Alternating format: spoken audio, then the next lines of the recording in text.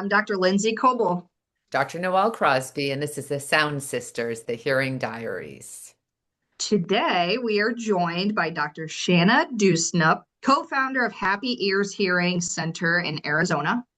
Shanna's journey into audiology was deeply influenced by her own son's hearing loss journey. And together with her husband, she has helped build a growing private practice centered around comprehensive care, family, and community. We are excited to learn from Shanna about practice, partnership, technology, motherhood, mentorship, and all the things. So, welcome, Shanna.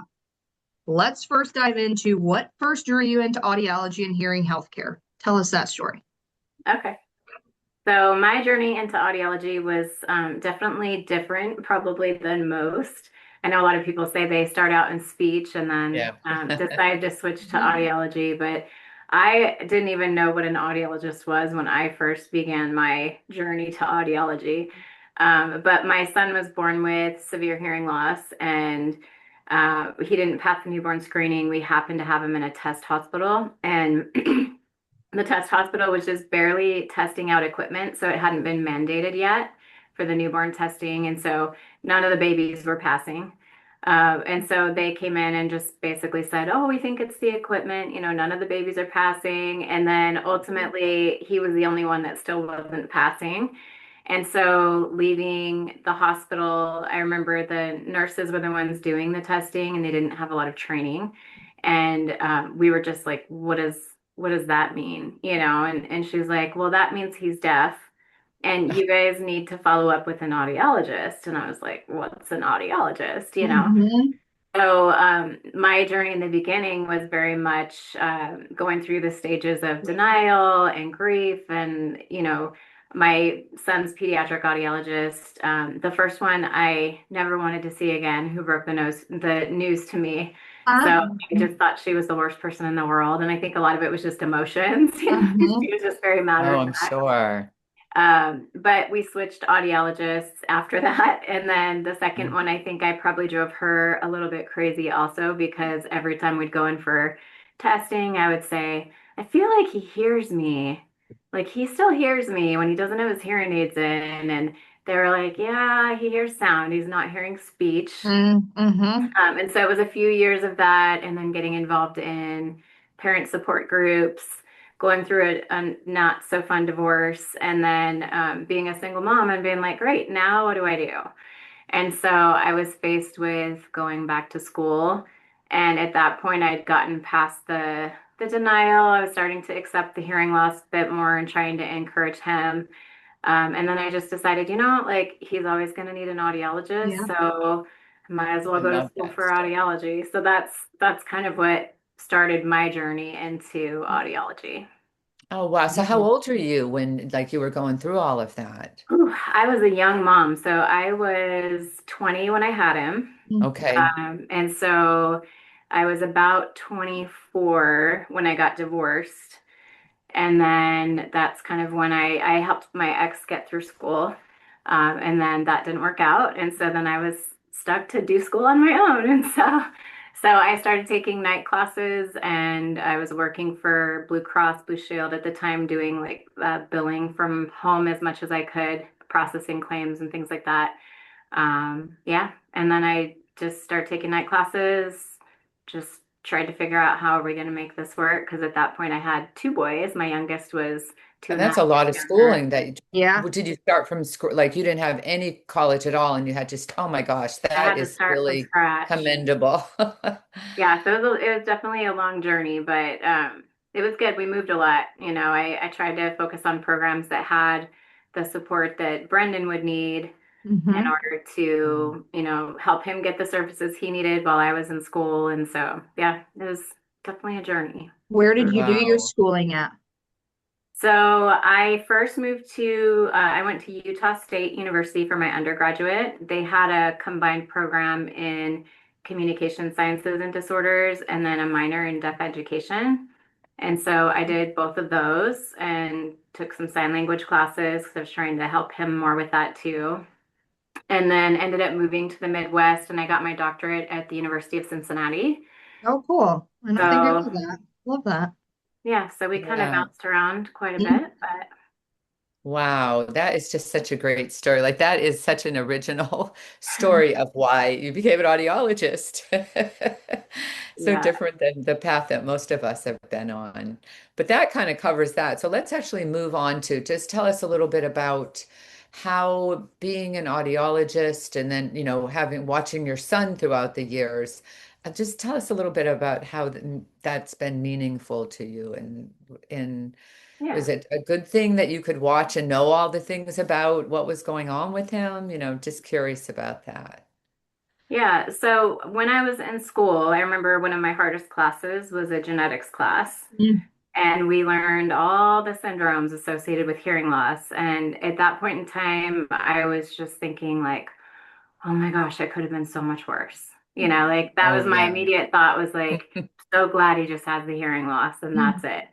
And so I went through my doctorate and I started noticing things with him that just seemed like he was checking off boxes for Usher syndrome. Mhm. And so I took him to a few eye doctors, ophthalmologists, and they just did the normal eye test. And so they're like, "Oh, he's fine. He's got perfect vision." And I was like, "I don't know. He's tripping over things. He's running into things. Like it seems like he can't see below his waist." And they kept reassuring me it was normal. And so finally, he actually got hurt pretty bad. He and my youngest were running to a like park swing thing, and it was Mhm. like 5:30 in the evening, 6 in the evening. There was a green metal bench in the middle of the grass. And my youngest went around it and he went right into it full speed, didn't see it. And so at that point, I was just like, okay, there's something wrong with his eyes. Like there's something wrong, and it seems like he has tunnel vision or something. So I took him back in and I just explained to the ophthalmologist that, I've been studying this in school. I'm getting my doctorate in audiology. I'm almost positive he has Usher syndrome. Mhm. And they never did the genetic testing. So we never caught it when he was younger. And so they finally, she said she didn't think he had it, but she would do like a more thorough eye exam. And so she did, and it was about a week. So this was like probably 3 weeks before I graduated with my doctorate. Mhm. So we flew back to Cincinnati because we were living in Colorado at the time for my fourth year. Flew back to Cincinnati for my doctorate ceremony, and then a week later, I was back at the office, and she called me on my lunch break and said, you were right.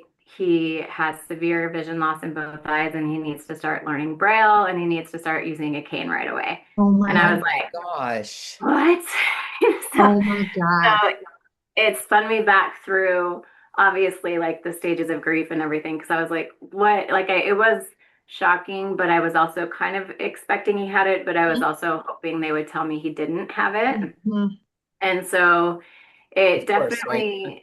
yeah, it definitely changed my perspective on hearing too, because it was also, I mean, obviously hearing is important, but then it became even more important at that point, right? Mhm. And so during the whole time I was in school, Brennan loved music. They told me he'd never be able to hear music. He had started playing piano. I kind of kept at it with him, and he just obviously he had a very big gift for piano. And so we kept with that. But when he started losing his vision, he said, he's like, I can still play piano if I can't see. And he just took it so good, like so Mhm. positive. I was just like, okay, when's the light bulb gonna go off, you know? Um, but it didn't, and he's still to this day, he's just taken it really, really well. And so that's helped me a lot get through audiology, but it's also helped to open up my perspective even more on why hearing is so important and how different things in the home environment can also just affect communication. And as providers, we never know what's going on. We don't know what they're dealing with at home. And so I think it's just helped to kind of open up my perspective a little bit more as an audiologist when it comes to patient care and Mhm. Yeah. how we do things, in our practice. Mhm. So And even like advocating, you've done so Yes. much advocating. advocating for him. We see it in our patients sometimes is you just have to advocate for yourself. Oh yeah, Yes. that's a lot. How old was he when he was diagnosed with Usher syndrome? So he was 13 when he was officially diagnosed, and he had already, at that point, his vision was already only about 10 degrees. Oh my gosh. And so it had progressed quite a bit. So Quite he's rapidly. an unusual type 2 usher. A lot of Mm, people that have that type, I guess their vision is much better and they can drive, and they don't usually start losing it until they're in their 30s to 40s when it comes to night vision, but he was already at that point. So Hmm. he wow. wasn't able to drive, but Wow. he's good at that. What a Yeah, that special. is a wild story, but it's just, I'm sure it's made you such a better audiologist, like you said, because you have that awareness of all of that too.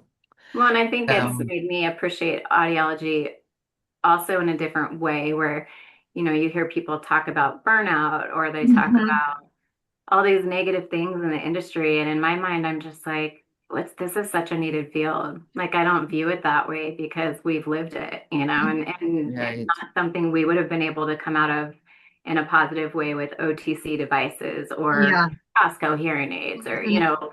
third party or online. I mean, I definitely needed the support of an audiology team Mhm. going through that entire process. Mhm. Yeah. Yeah, such a unique perspective. I love that. Okay, let's shift gears to Happy Ears. Okay, so tell us about starting Happy Ears Hearing Center and Yeah, I want to when know. you started, how you started, just kind of what those early years looked like getting off the ground. Tell us Yeah, and about I want to that. hear you got from Colorado to Arizona, Yes. So, from Cincinnati. yeah. So I am originally from Arizona. I grew up here. I wasn't ever planning on coming back here. And so I love the mountains. I love the green. Arizona just is different, uh, very hot. But when I was in Colorado, I had done my fourth year there because I knew I wanted to be somewhere close to the mountains. And so that was kind of where I was hoping to end up. And then with my son's vision loss diagnosis, I was just kind of like waving the white flag at that point because as a single mom, I'm like, okay, I need to move back closer to family because this is a lot, this is a Yeah. lot to do on my own. And so we ended up, I met a surgeon actually at the time that he was telling me he wanted to open a private practice.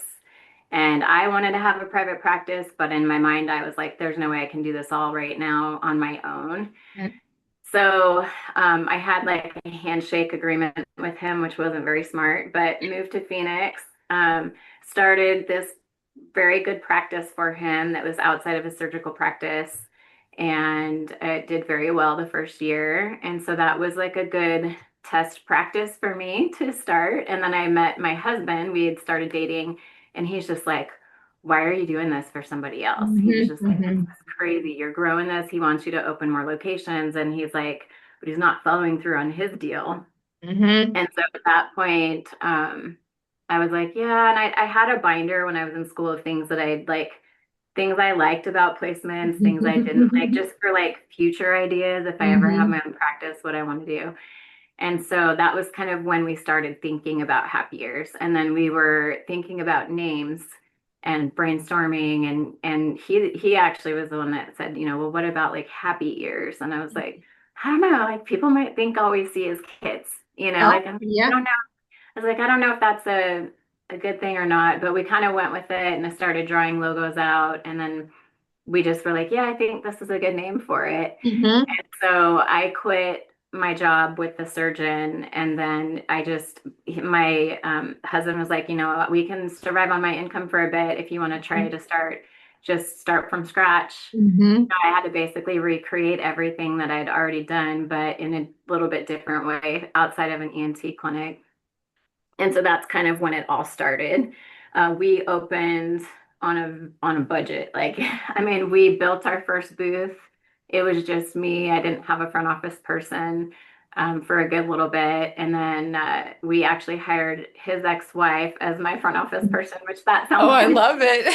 sounds kind of funny, uh, but she's actually super sweet. I have a good relationship with her, and they had an amicable, divorce, so it was okay. But she actually ended up having hearing loss too from some botched ear surgeries that Oh she my had. God. And so she wore hearing devices, and but she was great. She was very outgoing, and so until she moved like an hour and a half away, she did the Mhm. commute for like a good year and a half, and I was like, if you can't do this, it's okay.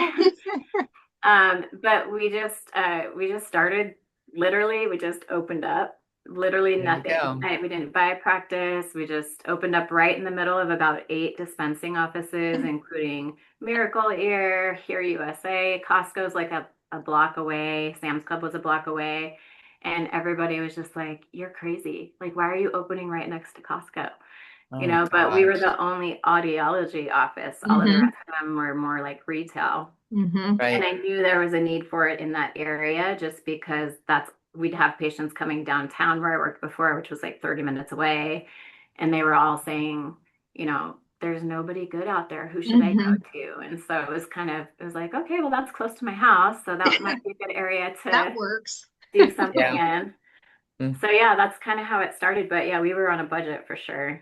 We opened I up love, on, and I'm looking at your sign behind you, she Mhm. believed she could, so she did. And that's what you did. You, along with your husband, you believed you could do it. And so you did it. Mhm. What year did you open up? Because I'm just trying to do a reference to when I yeah, first met you. And yeah, we opened in 2015. okay, so you had So been open for a little while, I think, when I yeah. met you. Yeah. Yeah, and we started out with like just hearing aids. We never had a loan from a manufacturer. It was all just, we kind of worked with everything. I didn't want to have just one brand that we offered. So we just kind of started it and tried to not have any like commitments with manufacturers or anything. And we've kept like that for a Right. long time. Mhm. And how many locations do you have now? So we have four. 4 locations. How big is your staff? We have about 19. So Wow. fun. Four. And you guys do so many fun things together, which I Yeah. love to follow Yeah. online. Yeah, I would love following all your fun videos and and Tell Yeah, us it's having been about fun. tell us yeah. about your husband. So he Yeah. is very involved. Mhm. What is his role within the business, and how does that work with you two doing business and husband and wife life and parenthood, and how do you Yeah. balance it all? Yeah, I mean, it's actually been pretty good. I know I hear like nightmare stories. I mean, we Mhm. I definitely, did it for a while and it wasn't so fun. yeah, I would say we definitely don't agree on everything. Um, but he's like a tech guy. So his background is tech. He wrote software for PetSmart and he worked there for a long time. So that is kind of like his cup of tea. And then audiology is kind of mine. Well, that's a perfect So combination. yeah, so he's really good with, he wrote a software system that we use in our office to manage all the offices. So it's kind of like has our knowledge base in it. It has, payroll, time clock. It has all this stuff in it. But he's like a processes guy, and I'm Mhm. an idea person. I Mhm. And so love it's that. funny because our Tony Robbins disc assessments are like polar opposite. Well, Like that's they couldn't great. be Yeah. more opposite. Yeah. And so, yeah, it's kind of funny. I'm always like, oh, we should do this, we should do this, and he's like, pump the brakes, we need process. So it's kind of funny, but no, it works out well. I think Mhm. he balances out what I need, and then he's kind of got the tech background to figure out ways to make it work. So he does a lot. He works kind of remote, Mhm. so we're not in the office every day, on top of each other trying to Mhm. Yeah. hash things out. But he's a very handy person also. So he built our first two booths. He's helped with a lot of the office stuff. And so we haven't had to spend a lot of money on contractors until That actually makes a a couple of huge years. difference, all of Mhm. that. Mhm. Yeah, Yeah. the last two offices we've just said we're going to hire someone else Mhm. to do the build out stuff just so we don't have to stress with it. But that Mhm. helped us in the beginning to get going for sure. Right. Now, do you still see patients or are you more like the manager of the audiology I department? still see patients 2 days a week. I've carved out three now where I have business days because for a while I had one business day and that is way too Yeah, hard it to is try hard. to stay on Mhm. top of everything. I was just like, I'm working 80 hours a week. I'm working nights. I'm working weekends. And I was just like, Mhm. I can't keep doing this. So we hired a practice director and then a practice manager too. So that's really helped to Great. free me up more to be able to focus more on the business. But um, it- those are hard milestones to hit too, because you're like, okay, do we need to hire someone that's not going to be generating revenue, but we need to Mhm. pay them well to help us manage everything in the office. And so it's hard in audiology because there's only so many seats I feel like you can fill where you need someone that's generating revenue in order to pay the ones that aren't for, Right, Yeah. right. so it's like this even balance, but Mhm. it's worked out. And I think sometimes you have to, it's like the bow and arrow analogy. You have to take a step back and maybe even financially take a little bit of a dip or a hit in order to launch you farther ahead. Mhm. I And like that that's analogy. very true. It's very Mhm. true. Sometimes it's Yeah, hard to see that when you're in it. Mhm. yeah, yes. I'm trying to, Let's see. What do you think has helped your practice grow and continue to grow? What makes you unique? You said that you're in like this area of tons of dispensers. So obviously being an audiologist is unique, but I think there's a lot of other unique things that you're doing. So just kind of tell us about how do you stand out? yeah, Yeah, I think our big thing from the beginning was putting a positive spin on something that people don't view in a positive way. Mhm. And Mhm. so that was kind of one of the things behind the name where Kevin was like, well, happier is good because people always leave happy. And I'm Mhm. like, yeah, so it's kind of a play on words. They're not Yeah. coming in thinking like, oh yes, I want to get hearing aids today. right, exactly. But it has really helped. And then we've had people that'll say, we were just searching for a clinic to go to online, and Mhm. they saw different names, but then our name just kind of stood out. And so Mhm. that's why they wanted to come to us. And I think a lot of it too is having the right people on your team. We've Mhm. definitely had growing pains. I mean, we've had some amazing people, and we've had some people that were just culture vultures and sucked the life out of Mhm. everybody in the office. And knowing when to rip that band-aid off. And sometimes it's a hard thing to do because you need people.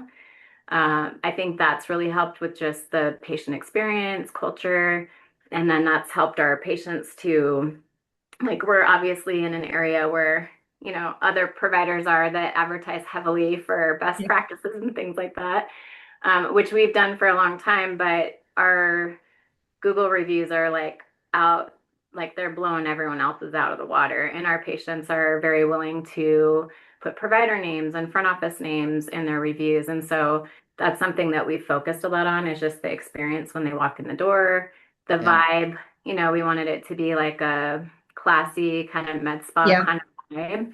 yeah, And that's what we've done from day one.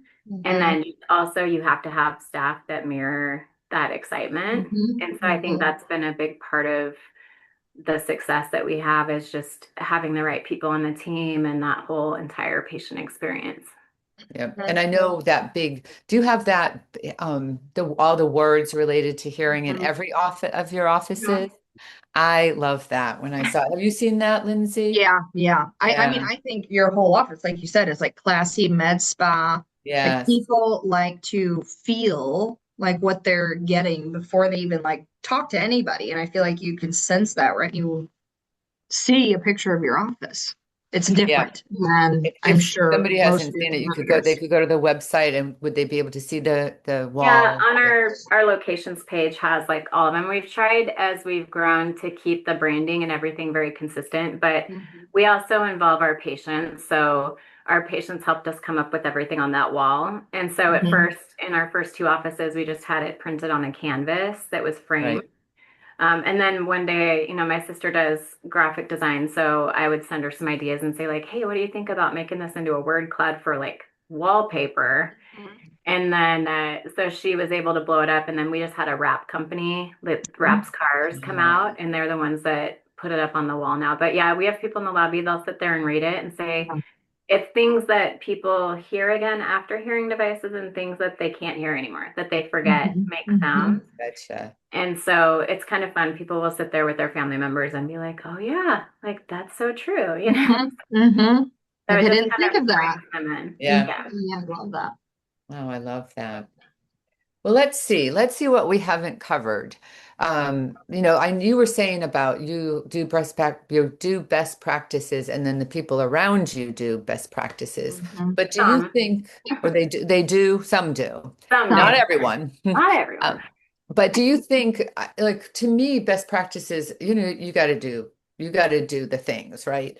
But at the same time, if you don't have the patient care and the humanity and the care, the caring about the patient and the conversations with the patients, do best practices mean anything to them? Or is it more like the combination of both things, I guess? Mhm. I Yeah, definitely think it's the combination. I mean, everybody is preaching real ear, right? right. And real ear's been around since my son was young. I guess to me, it's not a shocker because I've seen it done on him since he was little, right? Mhm.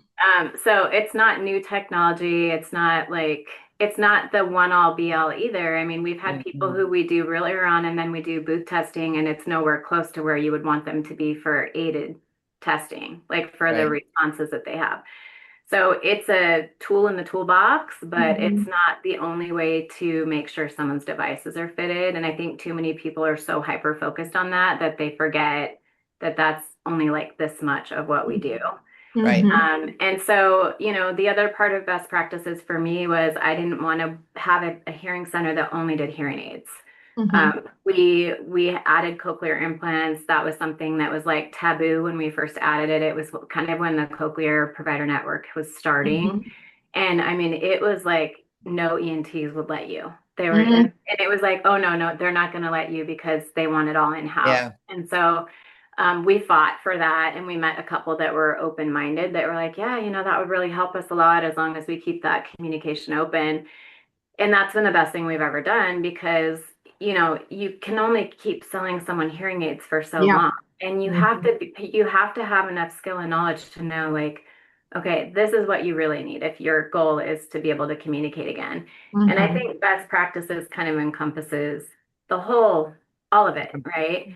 Just offering hearing aids that's like one small piece of what we do. Right. And And I so do think that's true. Yeah. that's been a Mhm. big thing for us too, is just making sure all of our providers are like well versed in everything so that if someone is having that, they're not feeling like, oh, I just need to sell them some hearing aids. Like they Mhm. know like we're okay with, hey, that person actually might need a cochlear implant and it's Mhm. okay to refer them for an eval or have them come back for an eval.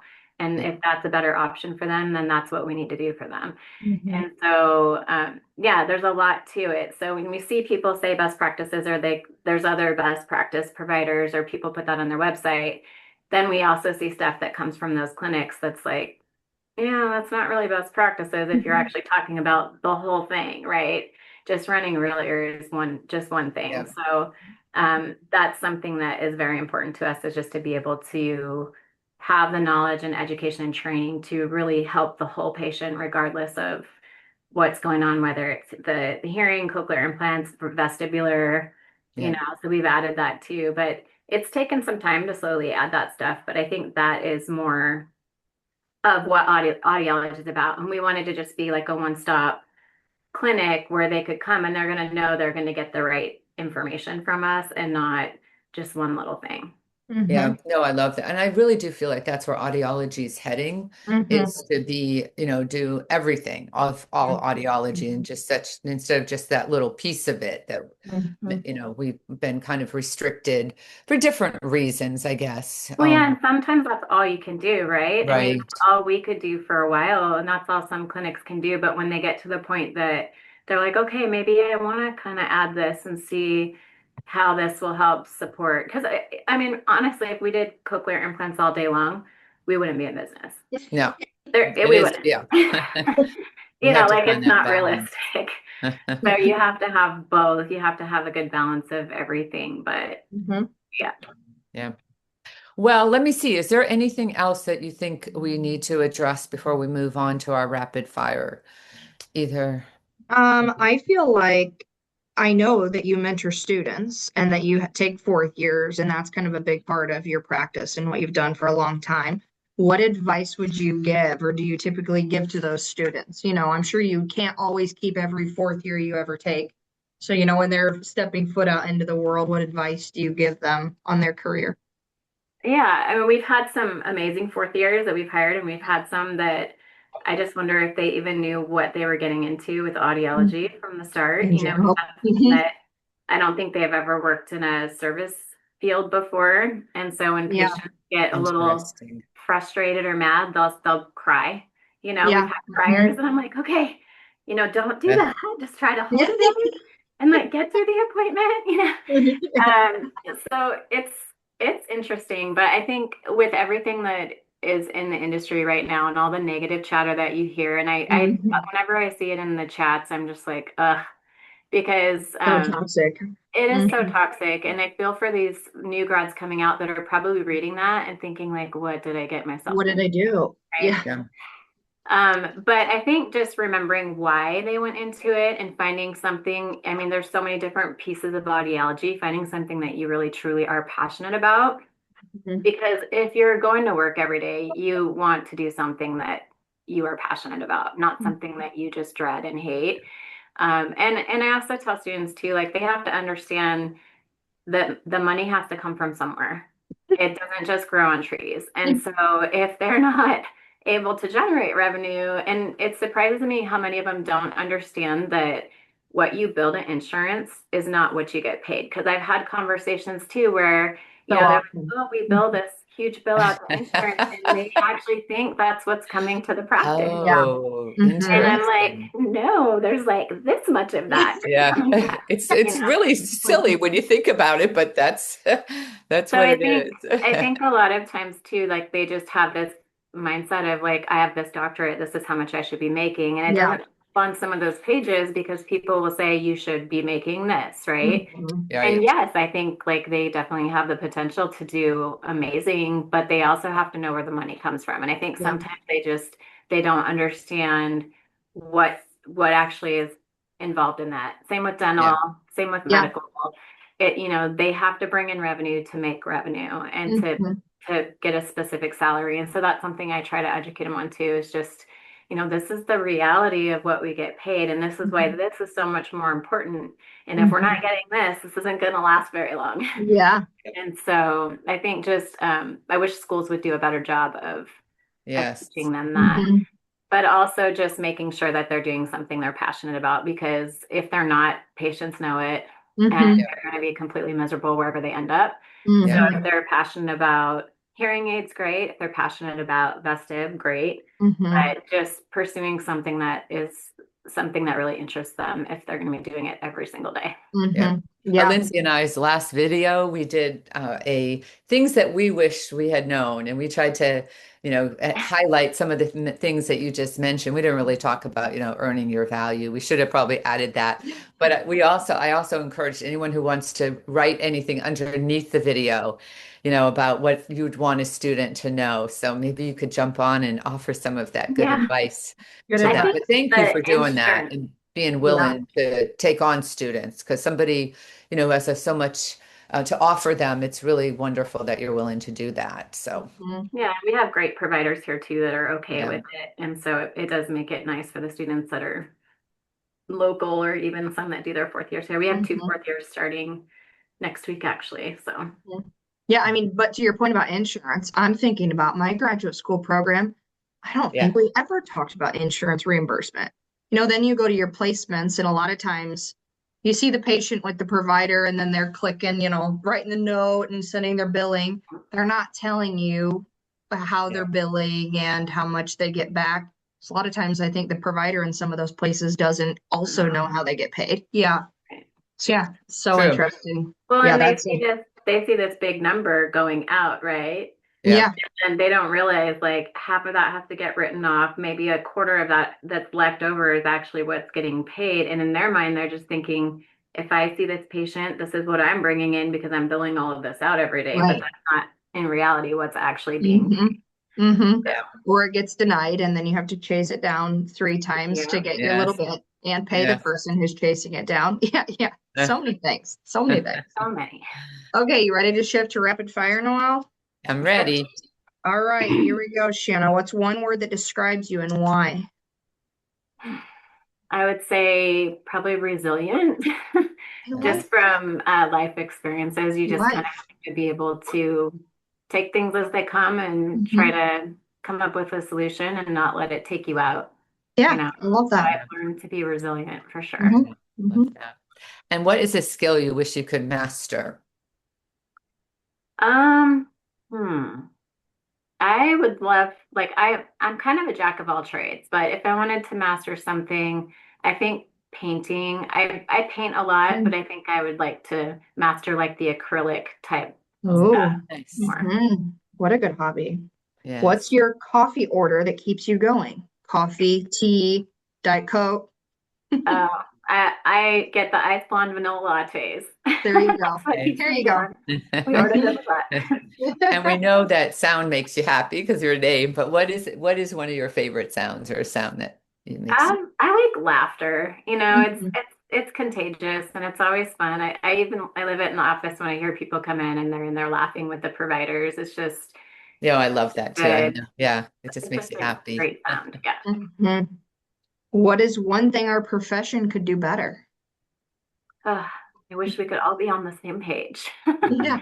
Hmm. I think that's the biggest thing that I see with audiology is I wish, you just see so many different mindsets and views on things. Hmm. I wish people could just be more on the same page. I think we would do better as a profession if we Hmm. were. Hmm. Yeah, agree for sure. And where do you see hearing healthcare in 10 years? Um, I don't, I'm not scared of the future with hearing healthcare. There's always going to be a need for in-person care and providers, and I just know that because I've lived it. And so I guess some of the stuff that's, all this automation and AI, I think things will be definitely more automated with technology, but I don't think the provider's ever going to be out of the picture. Hmm. Hmm. I'm excited Um, for the technology changes, actually. Yeah. yeah. What's one thing people may not know about you? I'm a big car nut, so I work on cars outside of the Mhm. office. I actually, before going into audiology, wanted to be a mechanic. So Oh, There that's you something go. people don't know about me, but yeah, Yeah. that's an interesting fact yep. Maybe about that's you. why you're good at hearing aids. That takes some mechanical skills. Yeah. And I'm all about the B's. So which B fits you best? Kind, brave, curious, bold, or happy? Those are also hard, but I would say I would probably pick two: be brave and be kind. Hmm. As you have to be brave, especially with everything we face in the industry, and being kind is obviously just a given. Like you Hmm. never know what someone's going through. Hmm. Yeah, So Hmm. those are Those are two both good. wonderful ones. Yeah. Okay, so now for our Be Curious segment. Shanna's going to be a TV star here soon. Tell us a little bit about that journey and how we can look for you and watch you and when that's going to happen. yeah, so I'm just gonna have a segment on the Daymond John Next Level CEO series where they How interview cool is that? different practice owners, different business owners. It's really just, it's a lot of different types of businesses that have grown and built something amazing. And so I was excited to find out that we got chosen to be on that segment. And Mm. so I think the filming is going to be finished the first week of August. And so I believe it will be available to watch about three weeks later. So Yeah. sometime in August on Inside Success TV is where that's going to be shared. So we'll post Very that cool. below the Mhm, video, but we'll also try mhm. to keep an ear and eye out to see when that is going to be Yeah, I'll share it posted. with you guys. We're excited about that. And just to Mhm. educate people on audiology. Yeah, I love that Yeah. too, because it's a field that a lot of people probably don't even, know about. So it's a great way to Mhm. educate everybody. So yeah, Mhm. thank you. So be curious about that, everybody. So Shauna, thank you so much for joining us today. We loved hearing your story and your passion for hearing healthcare for your patients comes through. And the way you and your husband have built your practice centered around their excellence and your heart. And I just love how you are so like brings you bring the ideas and he brings the tech. That is just like a perfect combination. So thank you so much for being here today and sharing your story. Yeah, thanks for having me. It was fun. And thank you everyone for listening to the Sound Sisters today. And remember, be curious, be kind, and we'll see you next time. Thanks.